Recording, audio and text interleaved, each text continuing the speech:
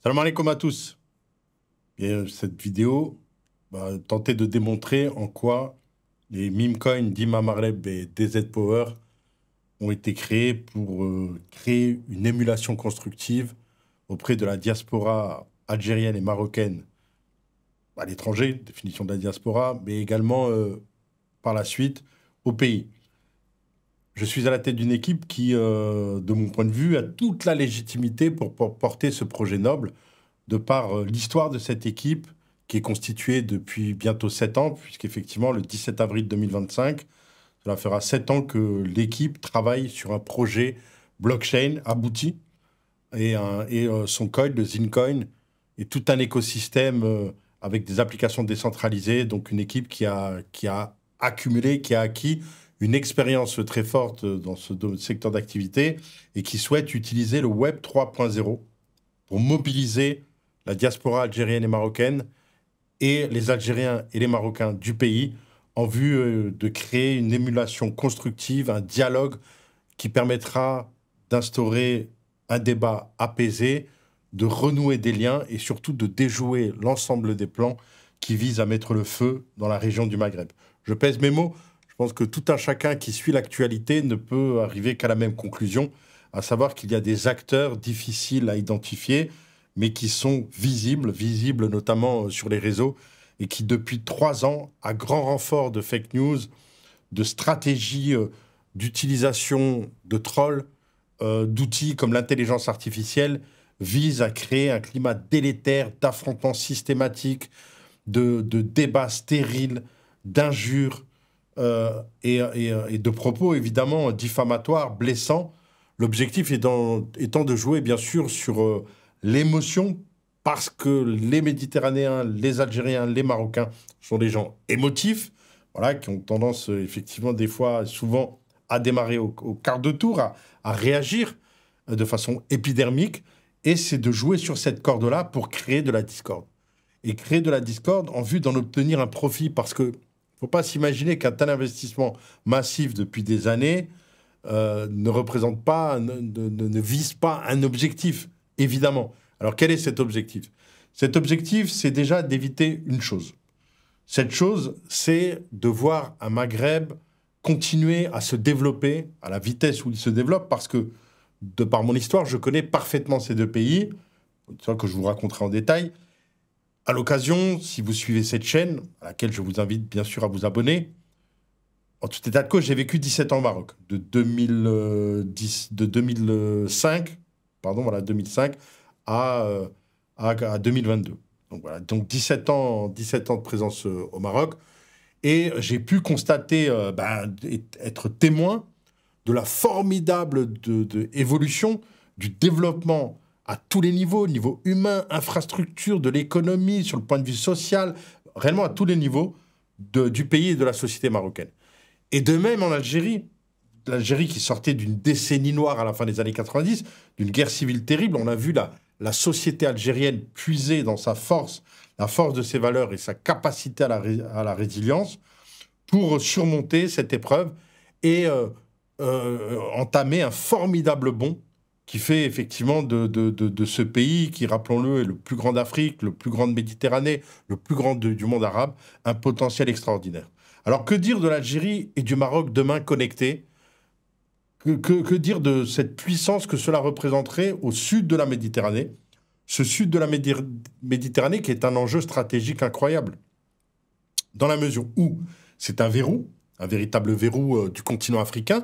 Ce continent au potentiel extraordinaire, ne serait-ce que par le fait qu'il regorge la majorité des matières premières nécessaires au bon fonctionnement de l'économie mondiale.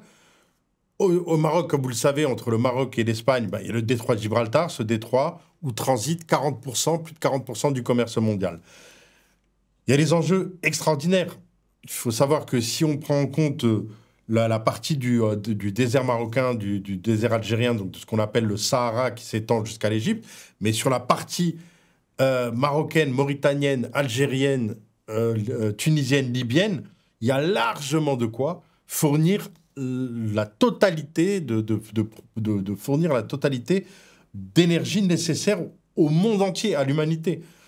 C'est dire les enjeux sur différents niveaux que représente cette région.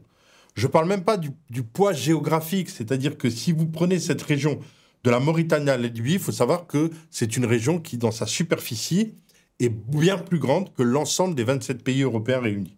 Et pourtant, quand on regarde dans la carte, vous voyez bien cette distorsion, on voit bien qui a construit la carte, donc ceux qui écrivent l'histoire, évidemment, et donc on a cette impression, une impression voulue, à savoir que le Maghreb est écrasé plus petit géographiquement que l'Europe. Mais additionnez, faites l'expérience, additionnez les superficies de chaque pays, et vous verrez qu'on a là affaire à un continent regorgeant de richesses énormes, et qui est la porte à cet incroyable espace africain, extrêmement riche, et dont tout le monde sait qu'il représente un potentiel incroyable dans les 25 ans, dans les 50 années à venir. Et donc il est pour certaines puissances dominantes, ceux qui détiennent les rouages de ce qu'on appelle l'impérialisme, qui vient du mot impérial, c'est-à-dire la gestion de l'empire, détenir effectivement les clés, détenir les leviers de pouvoir et empêcher toute émergence de zones qui pourraient effectivement, de zones géographiques qui pourraient d'une manière ou d'une autre concurrencer l'empire. Et la connexion Algérie-Maroc immanquablement provoquerait la construction positive d'un espace maghrébin intégré qui, là, sur cette mer Méditerranée qui est un lac, provoquerait immanquablement un bouleversement géopolitique que certains ne veulent surtout pas voir advenir. Et en ce sens, c'est à travers ce prisme que nous pouvons comprendre toutes les campagnes médiatiques, tout cet argent investi pour mener des opérations de déstabilisation, de division, de fragmentation, qui doit reléguer au calendes cette connexion entre ces deux pays. Et il faut être naïf pour ne pas s'en rendre compte. Donc, de ce que je viens de dire, une conclusion évidente s'impose. C'est que toutes les personnes qui vont rentrer, qui vont tomber dans le piège, et qui vont alimenter cette discorde, cette fitna, qui vont tout simplement être... on va jouer sur la émotivité et vont réagir comme on souhaite qu'ils réagissent, jouent contre les intérêts de leur pays. C'est aussi simple que ça, et il y a bien une chose à comprendre, c'est bien celle-ci.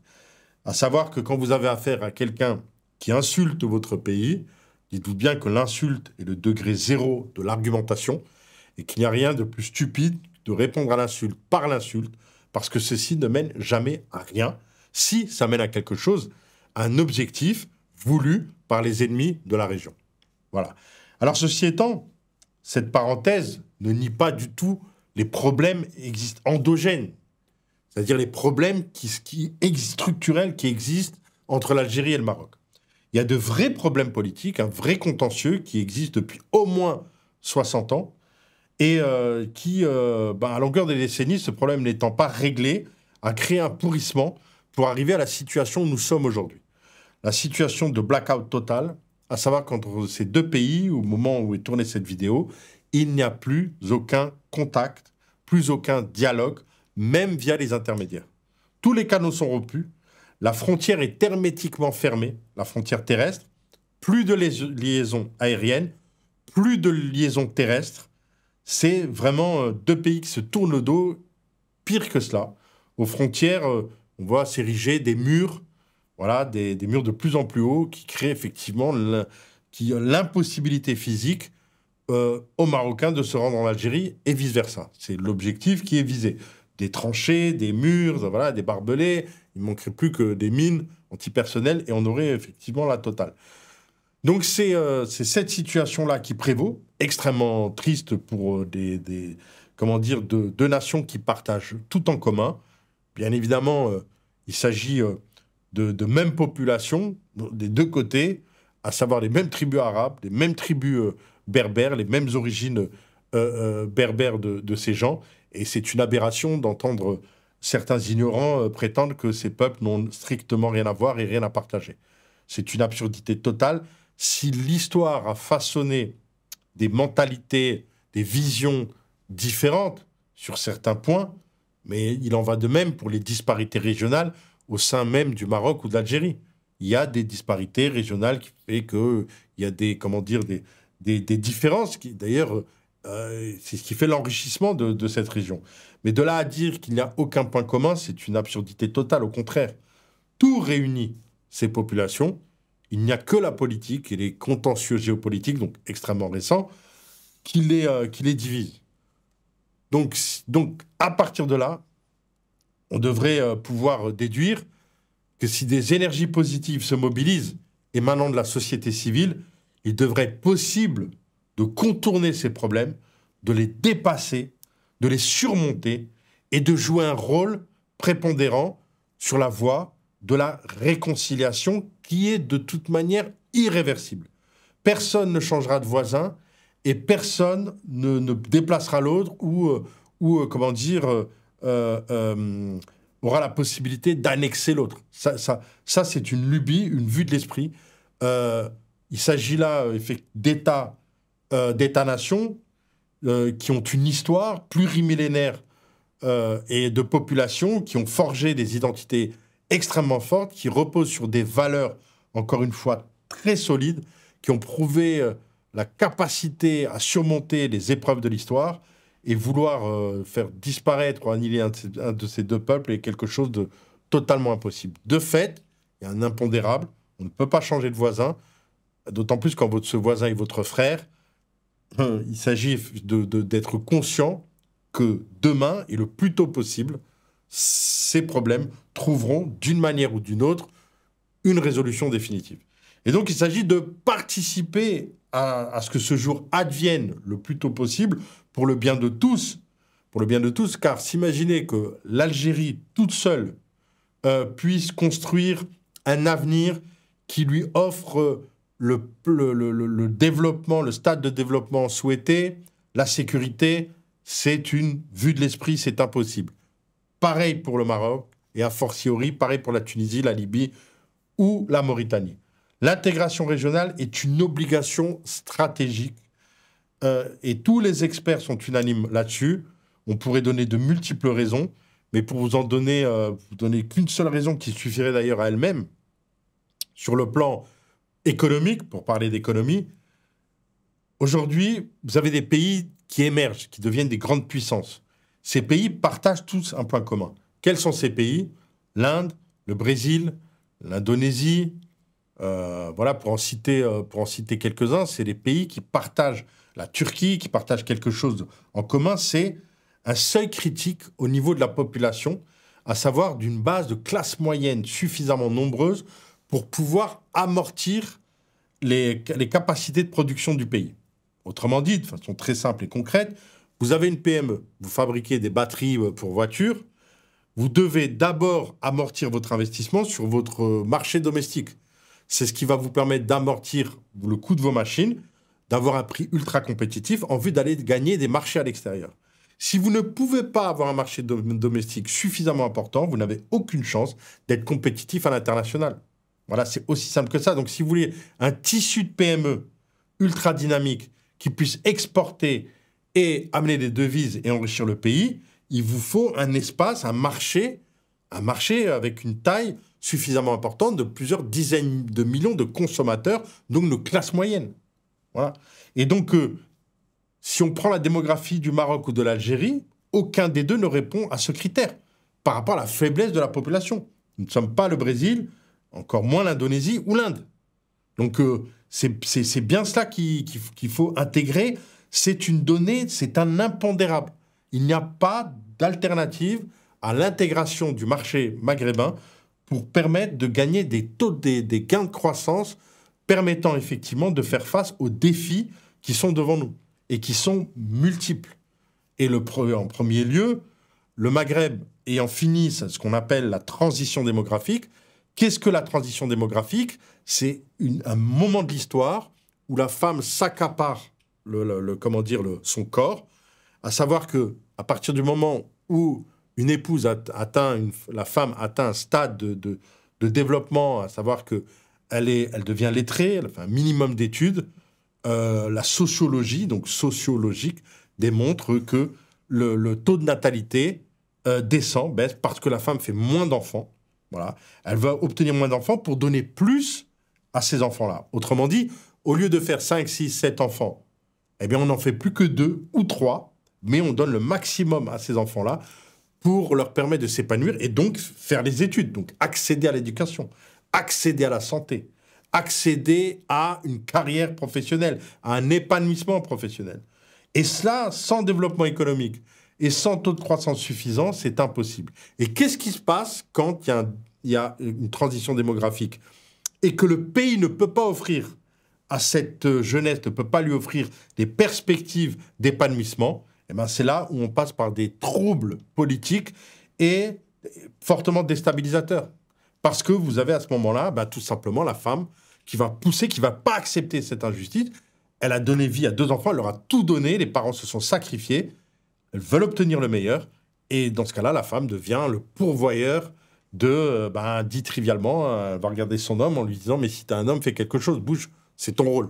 Et c'est comme ça que naissent les troubles politiques, et ça s'est avéré à de multiples endroits, dans le cadre depuis que l'histoire est histoire, que les historiens ont pu travailler sur ces problématiques. Si vous suivez la corrélation entre des guerres meurtrières ou entre des révolutions avec le moment de la transition démographique, vous verrez que c'est toujours un passage extrêmement dangereux. Donc, c'est une nécessité vitale, je dis bien vitale, pour le Maghreb de vivre cette intégration. Et l'inverse de cette intégration, quel serait l'inverse de cette intégration? Ce serait évidemment la destruction. L'intégration voulant la valorisation et le développement, à l'inverse de la valorisation d'un groupe de pays, d'une région du monde, vous avez sa destruction, sa mainmise, sa recolonisation, et c'est le plan de certains. Certains considèrent que cette région est tellement stratégique, qu'elle est un tel verrou qu'on ne peut pas, ne serait-ce qu'imaginer, l'armée algérienne et marocaine se connecter à travers un état-major commun, par exemple. C'est impensable, ne serait-ce que pour les raisons que je vais vous expliquer. On pourrait encore multiplier les raisons. Donc, l'objectif étant de les voir non seulement se diviser, mais comme cette division ne peut être que momentanée, pour avoir une mainmise totale, rien de mieux qu'une bonne guerre qui ferait que ces 2 peuples se détruiraient, reviendraient 50 ans en arrière et seraient tout simplement recolonisables. Parce qu'il faut retenir une chose. Pour être colonisé, comme disait l'intellectuel et penseur algérien Malek Ben Nabi, pour être colonisé, il faut être colonisable. Voilà, on ne colonise pas un peuple qui n'est pas colonisable. Comment rendre un peuple colonisable? C'est le rendre très faible. Comment le rendre très faible? C'est créer un décalage de développement qui ne lui donne aucune possibilité de résistance. C'est exactement ce qui s'est passé au moment des périodes coloniales où le Maghreb a été colonisé par la France et par l'Espagne. Il y avait un tel décalage technologique entre ces 2 pôles, entre l'Europe et l'Afrique du Nord, que l'Afrique du Nord s'est fait coloniser totalement. Et pour ce qui est de l'Algérie, tout simplement risquer la disparition totale de sa population. Mais ça, on y reviendra dans d'autres émissions. Donc, pour revenir effectivement à la solution, parce que là, je viens de poser un constat, et il s'agit d'apporter une feuille de route, des solutions. Alors, aujourd'hui, les institutions légitimes marocaines et algériennes ont bien sûr l'obligation, et c'est ce qu'elles font, de travailler ardemment à la réussite du développement de leurs pays respectifs. Voilà.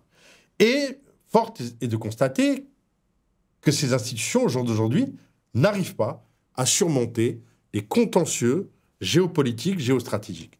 Mais n'arrive pas, je vais plus loin, je suis obligé d'intégrer une parenthèse, un bémol important et qui me paraît très intéressant. C'est le fait que moi, je prétends, et je ne dis pas ça au hasard, je dis ça parce que quand j'ai passé 17 ans au Maroc, j'ai pu rencontrer des gens qui ont, y compris des hauts diplomates de la diplomatie marocaine, avec qui j'ai pu échanger, discuter, poser des questions et qui ont pu me répondre à bâton rompu. Et pareil du côté algérien, j'ai de la chance dans ma famille d'avoir des gens qui travaillent en milieu académique ou dans les milieux, de hauts fonctionnaires de l'État, y compris proches du ministère des Affaires étrangères, donc qui ont des analyses fines sur la situation du pays, et j'ai pu les questionner. Et ma conclusion, et ceux qui savent ne pourront que confirmer, il est tout simplement interdit au Maroc et à l'Algérie de s'entendre. Voilà. Et quand je dis interdit, c'est un chantage qui est mené, qui leur interdit formellement de créer des liens pour les raisons que je viens d'évoquer, et c'est se traduit par un chantage. Mais quand je dis chantage, c'est un chantage puissant, c'est de dire, vous ne pouvez pas vous entendre et signer d'accord sous peine de voir vos pays déstabilisés totalement. Et quand on dit déstabiliser, c'est déstabiliser les institutions garantes de la stabilité du pays. Parce que la première des libertés, c'est la sécurité. Le pire qu'on puisse imaginer pour ces pays, et l'Algérie en est un exemple dans les années 90, c'est la déstabilisation, qui vous fait perdre énormément de temps et qui vous plonge dans le traumatisme et le malheur. Donc, c'est ce chantage qui est mené. Donc, ces politiques, aujourd'hui, sont bloquées, on peut le dire, par une interdiction. C'est-à-dire que, en fait, elles acceptent un moindre mal pour ne pas vivre un plus grand mal. Parce que si vous étiez à leur place et si vous aviez la direction d'un de ces pays, vous réagiriez et vous n'auriez pas d'autre solution que de réagir de la même manière. Voilà. Et donc, on voit bien que là, il y a quelque chose qui est du domaine du blocage structurel. Mais, comme on va le voir, ce blocage, aujourd'hui, de mon point de vue, arrive à sa fin. Pourquoi ? Parce que ceux qui mènent ce chantage vivent de tels problèmes à leur tour, les choses sont bien faites, il y a un tel retour de bâton, que très bientôt, ils vont devoir s'occuper de leurs problèmes, ils seront tellement noyés dans des problèmes insolubles qu'ils vont tout simplement lâcher prise, à savoir que l'empire et l'impérialisme, si vous voulez, le centre de gestion du monde va se déplacer, on va passer d'un monde unipolaire à un monde multipolaire, et donc tout simplement, ça va laisser des espaces de liberté au Maghreb, et donc de surmonter, de désamorcer toute cette capacité de nuisance et de jouer contre les intérêts de la région. Donc, de ce point de vue-là, on peut être optimiste. Mais il s'agit d'accélérer ce mouvement, de donner de la force à un mouvement qui vise à créer un contrepoids face aux adversaires de cette région. Et c'est là où la société civile, et en particulier la diaspora, a l'obligation de se mobiliser. Se mobiliser de manière intelligente pour peser dans la balance et faire que cette sortie par le haut, qui fera l'économie d'un conflit qui serait la pire des catastrophes pour la région, qu'une solution pacifique, constructive, puisse voir le jour en prenant à bras-le-corps les problèmes, en les regardant dans les yeux et en discutant à bâton rompu jusqu'à trouver, en prenant le temps qu'il faut pour trouver les solutions qui doivent se matérialiser par un rapport qui sera soumis aux deux pouvoirs de façon officielle, marocain et algérien, et ainsi jouer notre rôle. C'est le but de ce projet, d'utiliser la blockchain, le Web 3.0, tout ce que permet l'espace, la dimension des réseaux sociaux, capter cette énergie incroyable de cette jeunesse qui se mobilise, qui est extrêmement dynamique, pour la réunir sur des espaces du Web 3.0, instaurer ce dialogue, garder trace de ce dialogue, le traduire par des comptes rendus, faire travailler des experts et réussir à établir une feuille de route de sortie de crise et de résolution définitive du contentieux Algérie-Maroc. C'est l'objectif des meme coins, d'Imam Marleb, DZ Power. Et donc, votre devoir et votre rôle, c'est d'adhérer à ce projet. Et c'est ce que je vais vous expliquer, de quelle manière y adhérer. Alors, comment adhérer à ce formidable projet d'Imam Marleb, DZ Power ? Alors, bien sûr, vous choisissez d'acquérir ce meme coin, soit DZ Power, soit d'Imam Marleb, soit les deux. Il y a des investisseurs qui veulent les deux, et ceux-là, j'allais dire, ils ont déjà un temps d'avance, ils ont déjà compris quelle est la philosophie de ce projet. Alors, pour ce faire, c'est extrêmement simple. Vous envoyez un mail à l'adresse qui sera indiquée dans le descriptif de la vidéo. L'adresse sera insérée. Vous envoyez un mail à cette adresse précisant si vous souhaitez du d'Imam Marleb ou du DZ Power ou les deux, pour quel montant vous souhaitez en acheter. Le montant minimum est de 500 €. Donc, combien vous souhaitez en acheter ? Et à partir de là, nos équipes prendront contact avec vous pour vous expliquer comment se passent les étapes. Il faudra vous créer un wallet sur Solana, Polygon, donc par exemple sur Phantom. Vous ouvrez votre wallet, votre portefeuille, où vous allez recevoir vos actifs. Vous allez passer au paiement, virement bancaire, par crypto, vous aurez le choix, et vous recevrez vos actifs. Une fois que vous recevrez vos actifs, vous recevrez bien sûr la newsletter, vous serez informé de toute l'actualité du projet. Cette actualité du projet, bien sûr, déjà, à partir du moment où, la première chose également en parallèle de commander un de ses actifs ou les deux, c'est de rejoindre notre groupe Telegram. Donc vous avez le lien dans le descriptif de la vidéo, donc n'hésitez pas, rejoignez le groupe Telegram, ce groupe Telegram qui va être le premier lieu d'échange entre Maghrébins. Hein, bien sûr, je dis Maghrébins parce que nos frères tunisiens, libyens, mauritaniens sont les bienvenus. Mais au-delà même des Maghrébins, il faut savoir que toute l'Europe du Sud, et j'inclus la France, l'avenir de la France est de renouer avec son identité latine pour se plonger pleinement dans l'univers méditerranéen, qui est son lieu de résilience. On le voit aujourd'hui, le pays d'Europe qui a le plus fort taux de croissance, c'est l'Espagne. Et c'est pas un hasard, c'est grâce à sa politique méditerranéenne. Le deuxième qui, évidemment, aujourd'hui fait face de manière incroyable à la crise, c'est l'Italie. L'Italie qui est en plein renouveau grâce à ses accords avec l'Algérie et l'Espagne avec le Maroc. Regardez la Grèce qui au début des années 90 était dans un marasme, la Grèce en 2011, qui noyait sous sa dette, était humiliée par l'Union européenne. Aujourd'hui, la Grèce connaît un taux de croissance insolent. Et c'est que le début, parce que ces pays méditerranéens, d'Europe méditerranéenne, leur résilience, c'est ce bassin méditerranéen et toute cette capacité, effectivement, à créer des ponts du Maroc à la Turquie. Et bien sûr, c'est les portes du Moyen-Orient et les portes de l'Afrique. Et sachant que ça va créer les routes qui vont partir de l'Inde, rejoindre le Moyen-Orient, puis l'Afrique, qui vont rejoindre le nord de l'Afrique et qui vont comme ça s'étendre sur l'ensemble du bassin méditerranéen. Et donc, bien évidemment, toute cette Europe latine, d'un point de vue géostratégique, son centre de gravité va redescendre vers son milieu naturel et va se détacher de l'Europe du Nord, qui, elle, a vocation à se réconcilier avec la Russie pour construire une nouvelle route qui sera l'Eurasie. Mais la Méditerranée, ça passera par le sud. Et c'est là où il y a énormément de chantiers, énormément de choses à faire. Et c'est pour cela, bien sûr, qu'au-delà des Maghrébins, toute personne de tout horizon qui ne serait-ce est habité et veut travailler sur des missions de paix et de construction d'un avenir meilleur est bienvenue sur ce projet.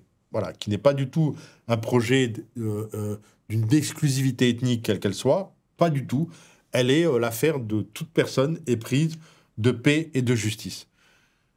Donc, et d'ailleurs, dans l'incroyable clash qu'on connaît aujourd'hui, que connaît l'État français avec l'État algérien, ça s'inscrit pleinement dans ce que j'explique dans cette vidéo. Quand vous comprenez les tenants et les aboutissants, vous comprenez l'hystérie de la classe politique française, de la classe dirigeante vis-à-vis de l'Algérie, pour lui mettre une pression maximum et l'empêcher d'atteindre un quelconque leadership qu'elle considère comme extrêmement dangereux pour toutes les raisons que j'ai expliquées ici. Donc ne vous offusquez pas de ce que vous voyez dans les relais médiatico-politiques français.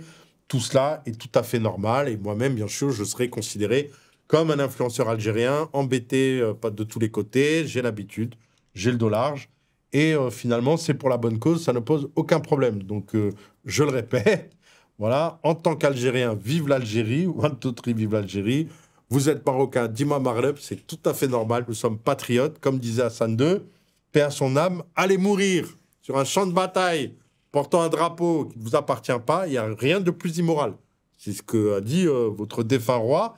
Et si vous continuez comme ça à être accroché en France, hein, je suis français, non, mais pourquoi pas voter RN, vous finirez en première ligne. Voilà. Comme les Zouaves, les Spahis, les tirailleurs, ça, vous n'aurez rien inventé. Hein. Voilà, allez visiter les cimetières de 14, 18, 39, 45, vous verrez, vous n'aurez rien inventé. À la rigueur, c'est comme ça qu'on vous voit. Et voilà, les banlieues, c'est dangereux, c'est un rebut de gangsters. Par contre, demain, quand il y a la guerre, ah, fantastique. Allahu Akbar, sur le champ de bataille, normal, les gars. Bien évidemment, vous avez le droit, prière en public, tout ce que vous voulez, tout est possible. Fantastique. Là, tuer le mouton, le michoui, tout devient merveilleux pour peu que tu meurs en première ligne. Voilà, donc vous avez compris. Le moment est venu de leur faire un gros bras d'honneur. Voilà. Une quenelle fut un moment, maintenant c'est le bras d'honneur réel, de leur dire on ne vous craint pas du tout, faites ce que vous voulez, faites ce que vous avez à faire, nous ferons ce que nous avons à faire. Voilà. C'est de décider d'être des hommes et des femmes mobilisés, de se mobiliser pour cette noble cause, d'avoir du courage comme nos ancêtres ont eu du courage, car la liberté, elle s'arrache, elle ne se donne pas, on ne mendie pas la liberté. On l'arrache, on la prend. Voilà. Donc, elle ne se quémande pas. Donc, c'est à vous de décider si vous souhaitez redevenir des individus soumis, indigènes, et faire que vos pays soient recolonisables, ou alors si vous souhaitez élever la dignité, vous mobiliser, vous retrouver de manière intelligente et déclarer la guerre à ceux qui nous font la guerre. À savoir ceux qui, parce que sur les réseaux, c'est une véritable préparation d'une guerre digitale, de ce qu'on appelle les nouvelles guerres de troisième dimension, qui vise à faire en sorte qu'on gagne d'abord une guerre sur le champ politique, sur le champ des médias, avant de la gagner sur les terrains. Et pareil au moment de la préparer. Donc il s'agit de désamorcer tout cela, des acteurs de paix, pour éviter justement un conflit fratricide, en se mobilisant de manière intelligente. Donc voilà pourquoi il faut rejoindre ce groupe Telegram, voilà pourquoi il faut acheter du Dima Marleb ou du DZ Power, ou les deux. Voilà pourquoi c'est un impératif qui va permettre de créer des espaces de dialogue. Alors ces espaces de dialogue, je le disais, le groupe Telegram, mais pas seulement. Nous allons créer des webinaires sur des sujets sans tabou, où nous prendrons à bras-le-corps tout le contentieux algéro-marocain depuis 60 ans, sur quel sujet il y a vraiment une problématique. On va parler de tous les sujets qui fâchent, on va les prendre un par un, on va appeler des experts marocains qui défendent les intérêts de leur nation, des experts algériens qui vont débattre et discuter dans un débat où le respect sera de mise, et on aura le temps de développer les points de vue pour que chacun puisse faire sa propre idée, mais comprendre la complexité du problème et des points de vue. Car le problème que nous avons au jour d'aujourd'hui, c'est un nivellement par le bas, à savoir qu'on fait en sorte que tout le monde devient stupide, que c'est le règne de la crétinerie la plus vile possible, et c'est pour ça qu'on tombe dans l'anathème et l'insulte. L'insulte, je le répète, étant le degré zéro de l'argumentation. Donc l'objectif, c'est de relever le niveau de tout ça, pour comprendre que le point de vue de l'autre est un point de vue qui se défend, qui est complexe, qui n'est pas simpliste. Le problème n'est pas simple, il est dans une complexité qu'il faut aborder, regarder dans les yeux, déconstruire. Ça va déjà permettre de faire baisser la tension et de faire disparaître toute forme de haine, sans se renier. Et à partir du point de vue de l'autre et de ses intérêts et des miens, en tant que bon musulman, chercher le compromis avec son frère, où tout le monde va faire un pas pour trouver une solution pérenne à ce problème qui atteint un niveau de pourrissement au jour d'aujourd'hui extrêmement dangereux. Voilà pourquoi, comment, de quelle manière, donc instaurer ce dialogue à haut niveau. Le but, c'est d'organiser le plus souvent possible, à intervalles réguliers, des webinaires. Pour participer à ces webinaires, ce sera des webinaires privés. Pour y participer, il faudra bien sûr détenir du Dima Marleb ou du DZ Power. Ce sera obligatoire pour permettre effectivement de convoquer des personnes qui vont consacrer du temps à faire des recherches, à préparer leur dossier. Il ne s'agit pas de faire de l'amateurisme, on va faire les choses en professionnel. Et tout ce qui se fait de manière intense ou un peu professionnelle demande des moyens. Je suis dans un studio, ici, qui demande des moyens. Les moyens doivent être mobilisés si on veut faire les choses bien. Donc, voilà pourquoi on a créé ces meme coins. Ils vous sont destinés, ils ont une valeur spéculative, puisqu'ils sont vendus 0,07 $, et qui seront cotés sur les marchés à 1 $. L'objectif, dans ce cas-là, bien sûr, c'est de gagner de l'argent. Mais ça ne doit pas être la première intention. Pour ce qui est de faire en sorte que ce soit un investissement, c'est-à-dire que on n'investit pas, on ne donne pas son argent à perte. On a créé une chose, c'est qu'en fait, quand vous allez investir 1 000 €, vous allez investir 900 € de Dima Marleb de DZ Power et 100 € de Zincoin. Alors, c'est quoi le Zincoin? C'est un actif qui existe depuis bientôt 7 ans, qui a été créé par l'équipe des Affranchis, une équipe qui est composée de Marocains et d'Algériens qui ont travaillé main dans la main pendant 7 ans dans les bureaux de Marrakech, où est né le Zincoin, qui a défrayé la chronique en 2018-2019 dans la presse française, parce qu'un humoriste, Dieudonné, en avait fait la promotion de par sa légitimité avec le continent africain, puisqu'il est lui-même camerounais, nous avait rejoint pour relayer ce formidable actif, le Zincoin, qui avait atteint plus de 5 $ l'actif en 2021, qui avait fait parler énormément de lui, et qui existe toujours, qui est toujours là, qui est toujours coté sur les marchés. Et donc, vous aurez 10% de votre investissement en Zincoin que vous allez conserver. Vous allez pouvoir suivre l'actualité du Zincoin. Et quand le Zincoin va multiplier par 10 sa valorisation, et c'est ce qui va se passer parce qu'il a un niveau faible aujourd'hui qui lui donne un potentiel de valorisation vu son actualité dans les prochains mois, vous allez pouvoir, avec vos 100 €, récupérer vos 1 000 €. Voilà l'objectif du montage. Et pourquoi pas gagner beaucoup plus Car si, comme nous le pensons, DZ Power, Dima Marleb rentre en émulation constructive et touche des milliers, des dizaines de milliers de gens, je peux vous dire que avec 50 000 Algériens, 50 000 Marocains investisseurs, le Dima Marleb, il va aller très très haut. Très très haut. Et vous l'avez aujourd'hui à 7 centimes, qui est une prévente, qui est le cours le plus bas auquel il va être vendu. Puisque après, son prix va augmenter au fur et à mesure que le projet se solidifie, qu'il devient très concret et qu'il ait une actualité dense. Donc, je vous invite à en profiter maintenant. À 0,07 $, vous allez faire preuve d'une action de résistance, ni plus ni moins, au service de votre propre nation, en vue de construire ce Maghreb, des nations, des peuples, et de bâtir le meilleur avenir possible pour vous-même et vos enfants. Voilà pour cette première vidéo. J'espère qu'elle vous aura permis effectivement d'avoir une introduction de ce que nous construisons. J'espère qu'elle vous aura donné envie de vous abonner à cette chaîne YouTube, à mon compte TikTok, au Telegram de Dima Marleb de DZ Power. Vous retrouverez l'ensemble des liens dans le descriptif de la vidéo. J'espère qu'elle vous aura donné envie d'en parler, de commenter. N'oubliez pas que c'est la viralité qui fera le succès de ce projet.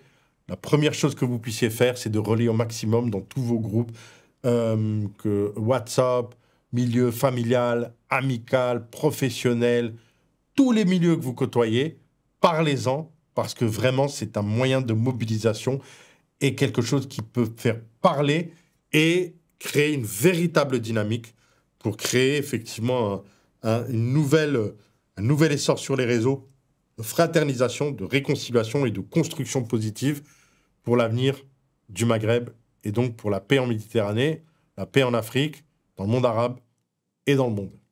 Voilà, sur ce, je vous dis à très bientôt pour de nouvelles vidéos et la suite de l'aventure de ce formidable projet. Dima Marleb, DZ Power, Zincoin. Portez-vous bien. Salam alaikum.